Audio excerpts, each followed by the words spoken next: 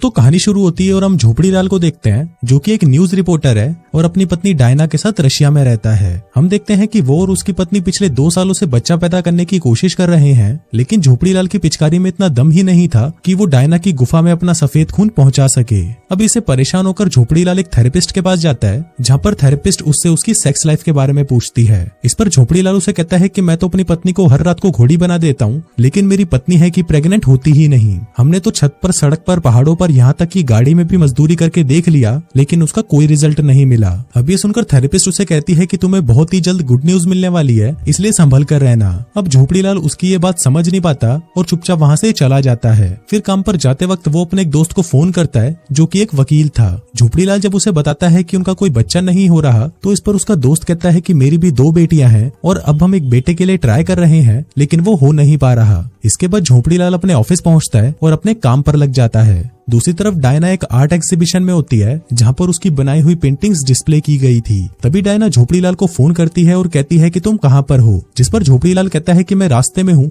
और 5 मिनट में पहुँचने वाला हूँ। लेकिन जब वो ऑफिस से बाहर आता है तो वो देखता है कि पुलिस उसकी गाड़ी उठा ले जाती है, क्योंकि उसने अपनी कार को नो पार्किंग में खड़ा किया हुआ था। अब उसे पता ही था कि घर पहुंचकर डायना उसकी गांड फाड़ने वाली है, इसलिए वो वहाँ पर ना जाकर अपने वकील दोस्त के साथ एक बार में चला जाता है। फिर बातों ही बातों में उसका दोस्त कहता है कि मेरी बीबी फिर से प्रेग्नेंट हो गई है और इस बार मुझे पूरा भरोसा है कि लड़का ही होगा, क्योंकि मैंने मजदूरी करते वक्त बाबा बंगाली का फटा निरोध का इस्तेमाल किया था। वो कहते हैं कि मैं, मेरा बाप और मेरे दादा भी इसी बंगाली बाबा के फटे निरोध से ही पैदा हुए हैं। फिर अगले दिन वैलेंटाइंस डे होता है और झोपड़ीलाल और डायना उसी जगह पर वापस जाते हैं जहाँ पर वो 5 साल पहले मिले थे। तभी झोपड़ीलाल डायना से कहता है कि वो किसी दिन अपने बच्चों के साथ फिर से इसी जगह पर आएगा। फिर घर जाने से पहले वो एक ऊन का मोजा खरीदता है, क्योंकि उसके किसी दोस्त ने बताया था कि ऊन के मोजे पहनकर मजदूरी करने से बच्चा पैदा होता है। फिर रात की कड़ी मजदूरी के बाद झोपड़ीलाल उस ऊन के मोजे को उतारकर अपने सीने से लगा लेता है, लेकिन अब उसे नींद नहीं आ रही थी, तो वो उठकर खिड़की के पास आता है और एक टूटते तारे से विश मांगता है कि काश मेरा भी एक बच्चा हो जाए। तभी सीन 10 दिन आगे शिफ्ट होता है,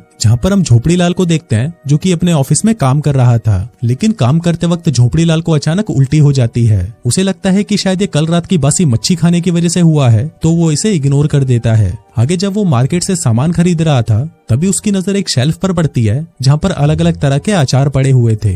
वैसे तो झोपड़ीलाल को खट्टी चीजें बिल्कुल भी पसंद नहीं थी, लेकिन इस बार अचार को देखकर उसके मुंह में पानी आने लगता है। फिर जब वो ये बात अपने दोस्त को बताता है तो वो उसे कहता है कि भोसड़ी के कहीं तू प्रेग्नेंट तो नहीं हो गया। लेकिन तभी झोपड़ीलाल को अपनी मांगी हुई विश याद आती है और वो सोचता है कि शायद ऐसा हो भी सकता है। फिर रात को वो अपनी पत्नी की प्रेगनेंसी किट उठाता है और अपने प्रेग्नेंट होने वाली बात को टेस्ट करता है। तभी वो किट पर 2 लाइंस देखता है और सोचता है कि इसका मतलब है कि वो प्रेग्नेंट नहीं है।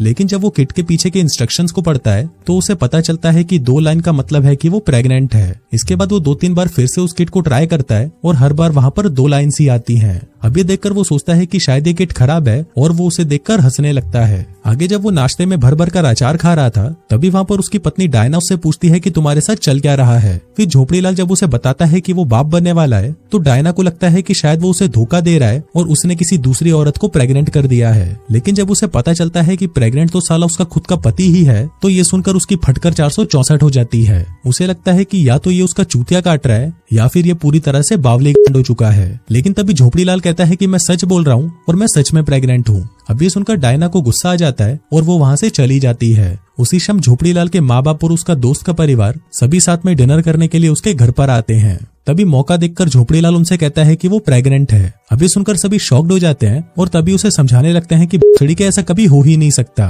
अभी सुनकर झोपड़ीलाल गुस्से में वहाँ से चला जाता है। तभी उसका बाप उसकी माँ पर गुस्सा करने लगता है और उसे कहता है कि ये सब तुम्हारी प्रेगनेंसी में मीठा खाने की वजह से हुआ है और अब देखो तुम्हारा बेटा भी मीठा बन चुका है। फिर अगले दिन झोपड़ीलाल प्रेगनेंसी की किताब उठाता है और उससे खुद के लक्षणों को मिलाने लगता है, जिसके बाद वो सारा हिसाब लगाता है और एज्यूम करता है कि उसका बच्चा अक्टूबर तक तो पैदा हो जाना चाहिए। जिसके बाद वो सिगरेट पीना छोड़ देता है और दबाकर खट्टा खाने लगता है। अब धीरे धीरे वक्त बीतता है और हम देखते हैं कि अब डायना भी अपने पति की प्रेगनेंसी को अपना लेती है और उसका ख्याल रखना शुरू कर देती है। हम देखते हैं कि प्रेग्नेंट होने के 4 महीने बाद झोपड़ीलाल का पेट बढ़ने लगता है, जिसके बाद से वो रोज प्रेगनेंसी क्लास में जाने लगता है। लेकिन वहाँ पर वो ऐसा दिखाता है कि वो वहाँ पर अपनी पत्नी के साथ आया है। उसके घर वालों को तो उसकी प्रेगनेंसी के बारे में पता था, लेकिन बाहर के लोगों से वो ये बात छुपा कर रखता था। फिर 5 महीने बाद वो पहली बार अपनी वाइफ के साथ एक डॉक्टर के पास गया, लेकिन डॉक्टर को जैसे ही पता चला कि प्रेग्नेंट डायना का पति है तो उसकी फटकर 464 हो गई और उसने उसे चेक करने से ही मना कर दिया। इसके बाद वो दोनों और भी कई डॉक्टर्स के पास गए, लेकिन सभी डॉक्टर्स ने उसे देखने से मना कर दिया। फिर एक दिन उनकी मुलाकात डॉक्टर बेरोजगार से हुई, जो कि 2 महीने से अपना क्लिनिक खोलकर बैठा था, लेकिन अभी तक एक भी मरीज उसके पास नहीं आया था। अब डॉक्टर बेरोजगार के पास और कोई रास्ता नहीं था, इसलिए वो झोपड़ीलाल का केस लेने के लिए मान जाता है। फिर अगले दिन उसे पता चलता है कि उसके चूतिए दोस्त ने उसकी प्रेगनेंसी वाली कहानी पैसों के लिए एक चैनल को बेच दी,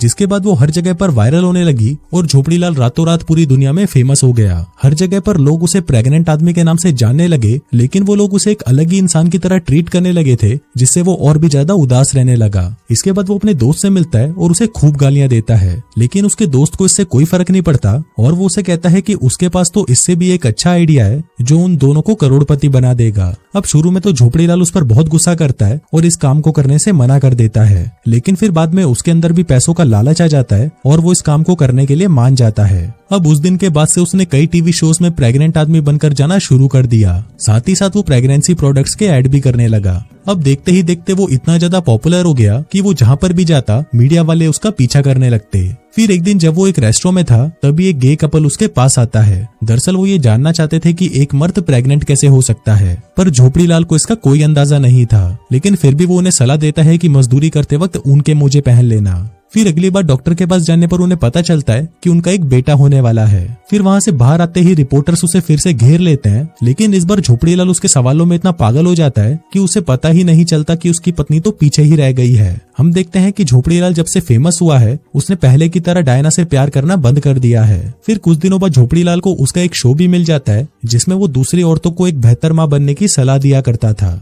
अब धीरे धीरे जितना ज्यादा वो बिजी होने लगा, उतना ही ज्यादा वो अपने परिवार और पत्नी से दूर होता चला गया। उधर घर पर डायना झोपड़ीलाल को ये सब बंद करके एक आम जिंदगी जीने को कहती है, लेकिन झोपड़ीलाल उसे कहता है कि चुप कर भोसड़ी की। फिर एक दिन एक इंटरव्यू के बाद जब झोपड़ीलाल अपने घर पर वापस आता है, तो वो देखता है कि डायना उसका घर छोड़कर जा चुकी है। अब ये देखकर वो बहुत निराश होता है और उसे फील होने लगता है कि पिछले कुछ दिनों से वो डायना के साथ बहुत ही बुरा बिहेव कर रहा है। अब डायना के पास वापस जाने के लिए उसके पास सिर्फ एक ही तरीका था कि वो ये सब छोड़कर वापस एक नॉर्मल जिंदगी जिए। इसी बीच एक कंपनी उसके ऊपर केस कर देती है कि उसकी प्रेगनेंसी नकली है और वो लोगों को पागल बना रहा है। जिसके बाद जब कोर्ट में उसके ऊपर केस होता है, तो वो वहाँ पर एक वीडियो बनाकर भेजता है और सभी को बताता है कि उसकी प्रेगनेंसी नकली है और वो अब तक सबसे झूठ बोल रहा था। अब ये सुनकर जज उसे एक अपराधी घोषित करता है और उस पर $1 मिलियन का फाइन लगा देता है। वहीं ये देखकर उसके चाहने वालों का विश्वास उसके ऊपर से हट जाता है और धीरे धीरे वो सभी उसे भूलने लगते हैं। इसके बाद वो अपनी पत्नी से उसकी पसंदीदा जगह पर मिलता है और एक बुरा पति होने के लिए उससे माफी मांगता है। वहीं डायना भी उसे माफ कर देती है,